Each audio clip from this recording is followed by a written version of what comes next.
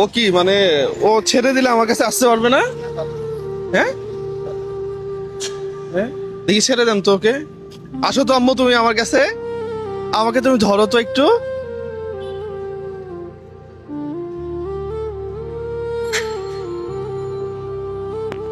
এদিকেই আসো। আহ, আসলেই এরপরে 1.5 বছর কেমন করলো টিম একটা ছোট করার তোমার কি সমস্যা? তুমি চোখে দেখো না?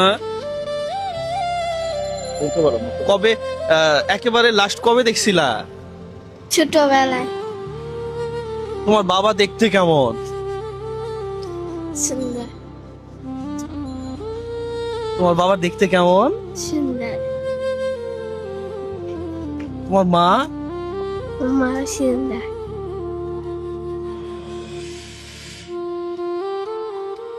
মাকে দেখতে ইচ্ছা করে?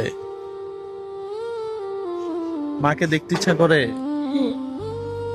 তোর মার চেহারা মনে আছে? হ্যাঁ। বাবার চেহারা? হ্যাঁ। ওই কেমো দেওয়ার পর থেকে দুটা চোখে একেবারে অন্ধ হয়ে গেছে। কেমো দেওয়ার পরে কেমো দেওয়ার পর এটা কেমো প্রথম সাইকেল শেষ হওয়ার পরে ওর দুইটা চোখে অন্ধ হয়ে গেছে। এখন আপনি আমার কাছে কেন আসছেন? আমি আসছি একটু সহযোগিতার জন্য। আমি তো 2 বছর ধরে অনেক চেষ্টা করছি চালাই, এখন আর আমার কাছে সম্ভব হচ্ছে না এটা চালাই, চিকিৎসা চালাতে। আপনি আপনি কি করেন? আমি একটা চাকরি করি, আমি একটা ভিডিও এডিটিং এর কাজ করি শুধু। কত বছর আগে থেকে এরকম? ও আমার চোখের দৃষ্টিটা কখন চলে গেছে? 2023-এর জুলাই আগস্টে। আচ্ছা, আপনি যখন ভাবেন যে আপনার ছেলে মেয়ে কয়জন? আমার 3টা ছেলে, 2টা ছেলে একটা মেয়ে, এটা বড়।